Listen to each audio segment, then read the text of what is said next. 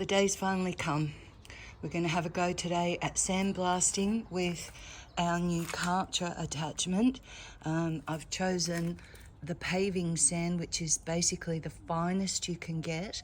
And this is because the Karcher K2 is less motor or power than you would get on a commercially hired sandblaster. So from all my research, it showed me that the finer grain sand is going to give a better result. So this is our Millard, and I've just taken a couple of stills of the really bad areas and roof that we're going to do. We'll just jump back a little bit, and you can see she's pretty crappy in the paint job. So we're going to see what we can do. If this is a shorter version for cleaning it up, then it would be if we did it by sander. See, here is another area. You can see very ingrained, and because of the up and down, you know, textural side of the aluminium, it does make it hard with a sander. So we're gonna go. We'll set this up on a tripod and just see how we go with a normal mains water pressure. And it's a nice overcast day away from the heat. And if it starts raining, it really doesn't matter. The one thing I will show you is with all my gear, I have both safety glasses to put on, but I've also, under advice, got a full face shield. They say that this is better because then it's not getting on your skin, and I will be closing up this area of the garage and etc. so that the overflow doesn't go in. All right.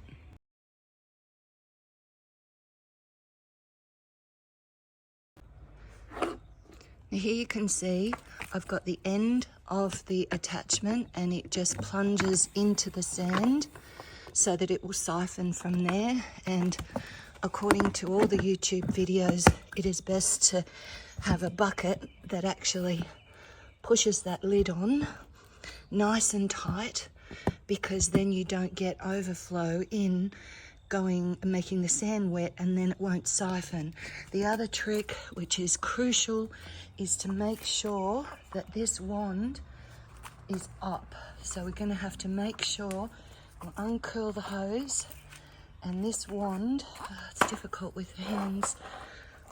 Okay, so we're gonna hold this wand. All right, this must be up, all right, like that when you're working, because otherwise when it's down, the water is dripping down. If you had it down this way, the water will drip down and down into your sand bucket and block up this nozzle here mostly, and you'll have to do a full clean out of this area. So crucial that you keep it up. Okay.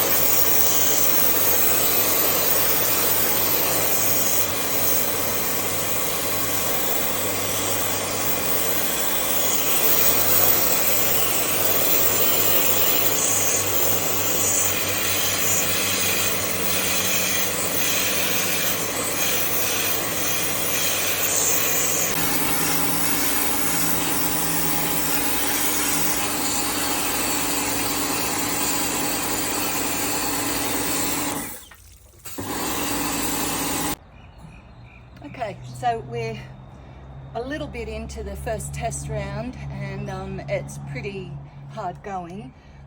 It uses a lot of sand. If we have a look in the bucket here, we've pushed the sand feed down, but we've used pretty much close to half a bucket, and we've only just, it was up to here.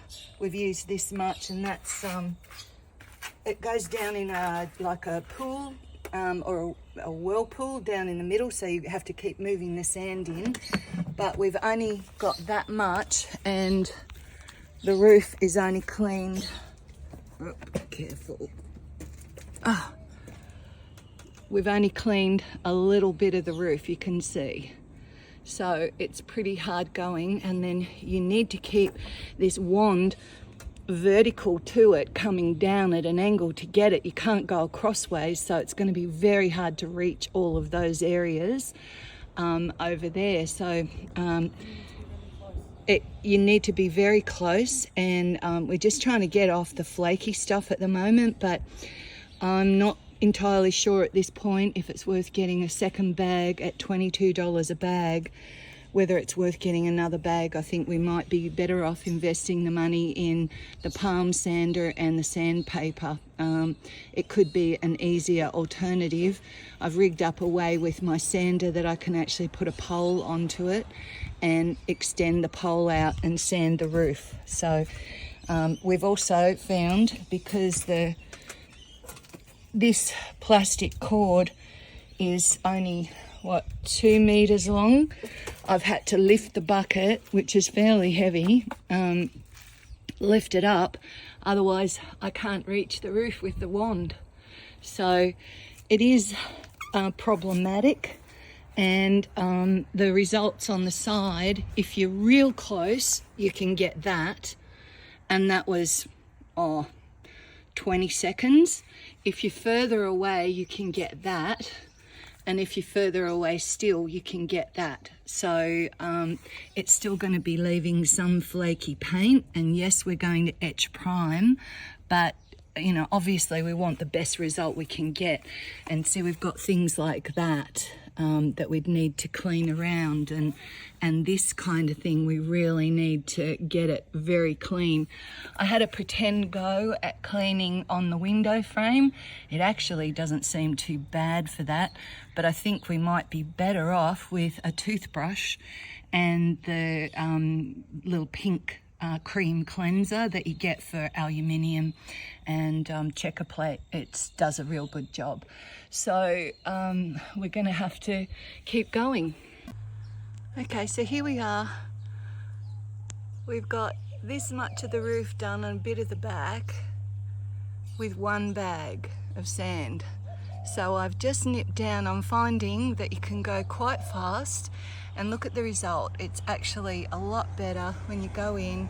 You've got rid of most of the flakies. I can take off any little bits, but I think the primer will cover those as well. It's the main bulk of it that is really bad.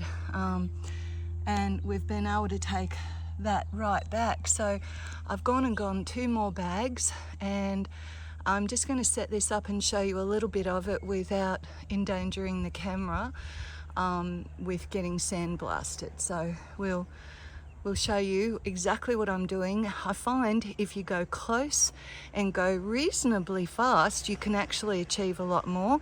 This is a very awkward position, and I'm literally up on a scaffold, so balancing isn't my forte with heights, but we're going to get through this. And I think if you were doing just a flat area, it would be a lot quicker and easier. But I'm thinking that for this roof, where obviously you can't climb on the roof and it's very hard to get out to that area, out there in the middle with a sander, you'd have to like put it on a stick, but that's still problematic with the undulating grooves.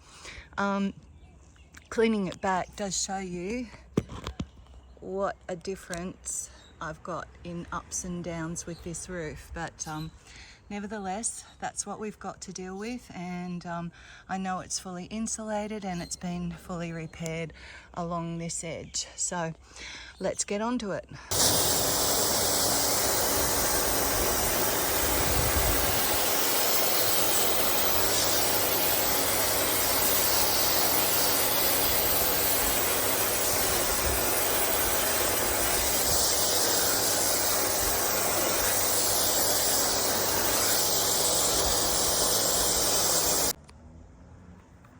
Okay, here we are after I think 3 hours, 2.5 hours of really good sandblasting with the Karcher attachment, and this is the result. You can see not too bad on the surface, and we got a fairly even result. It was very quick to do. I'm just going to pull you back out. Some areas I didn't seem to concentrate on enough, but we can touch those up with the sander. The back deck over the back I didn't really worry about as much because it's easy to reach. Basically this roof was 3 bags of sand. Once you got the initial trial doing okay, I'm going to take you around and show you. I got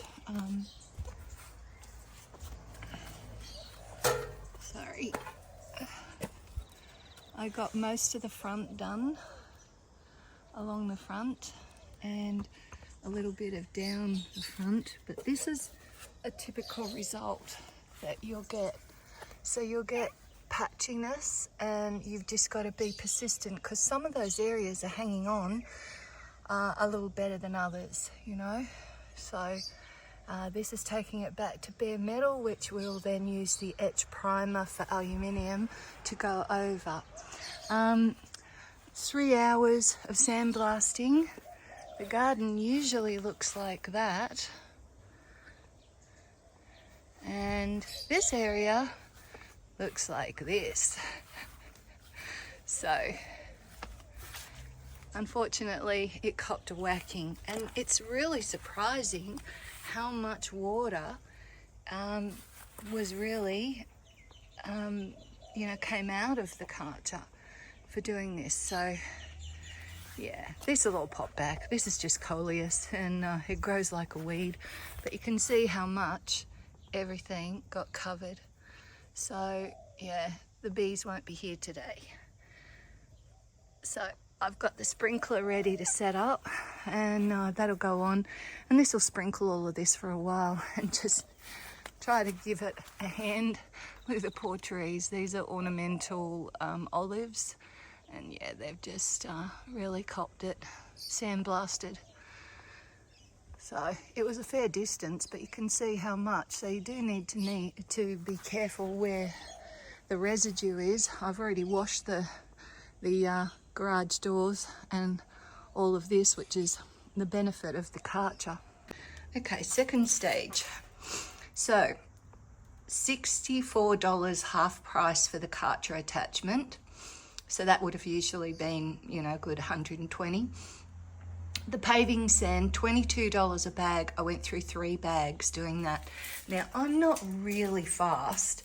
I think with a strong man, he could have got that wand action and, being able to tolerate holding the wand above your head for like 2.5 hours. So it's, I'm sure my shoulders will feel it tonight. I already had the bucket, but the bucket, yeah, you need to cut your hole into, so you do need that as well. Now, so there you go. That's 66, and then potentially another 120 and your bucket for 3 hours if you've already got the Karcher. Okay, as opposed to doing this same job with a palm sander. Each of these packets have got 5 discs, and they're $7.21 at Bunnings. So, I think you'd be a lot more hours with a little orbital sander and probably overheat, but potentially it's a lot less cost. If you've only got a little bit of light flaky paint on your van, potentially you might be better off just using the good old sander and then just taking your time and doing it over a course of a few days and doing all that. I've chosen a pretty overcast day in this heat that we've been having so that I could do this wet work, and I've worn it. I'm pretty dirty. I'm not going to show you me today, but my hat, my clothes, my everything has to go in the shower shortly and be washed off because I've been sandblasted too. I only once got a little bit in my eyes.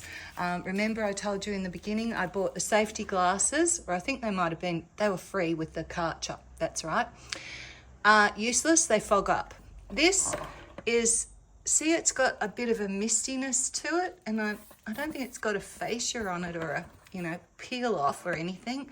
But trying to look at detail through this, yeah, was pretty hard. Look at the difference. Yeah, so fail, that's no good. Don't even bother about that. Now that was at Bunnings. They're usually like $21 to $25, and it was on sale for $11. So I'd bought it because I thought you never know what I'll be doing this caravan reno, and you can see the amount of things that you acquire. So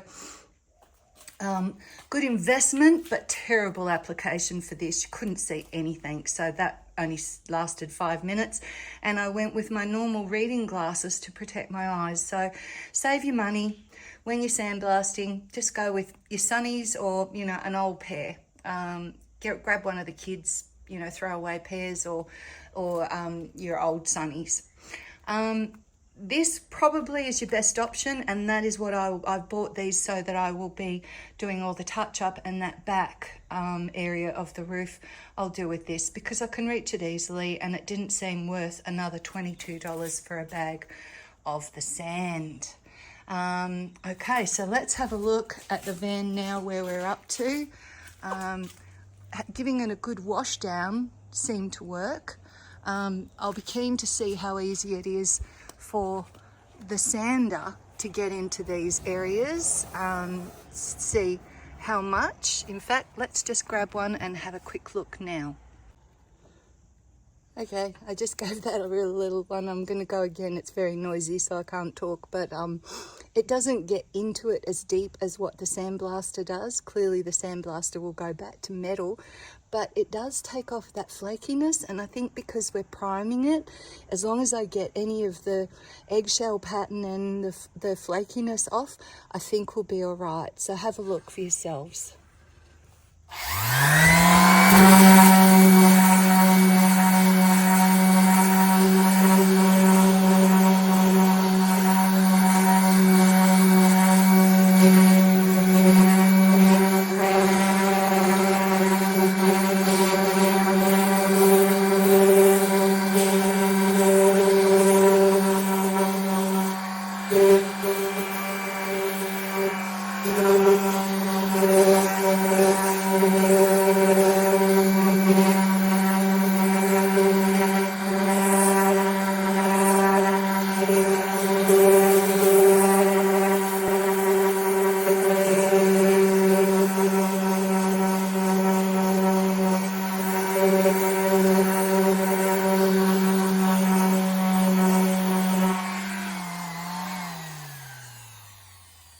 So you can see what I mean. Let's have a good look.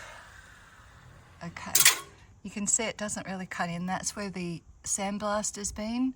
This is where you're actually going with the sander. So I can take it back to, you know, pretty good, but clearly it's not as easy as the Sandblaster was. You know, the Sandblaster was really just like waving a wand. This is more the shuddering action, and I'm sure it's going to, you know, be tiring on your arms after a while. So it's up to you. You can choose, but here's our little ongoing project, and I hope you stay tuned and subscribe, because then you'll know when I'm putting up the next video. Bye for now.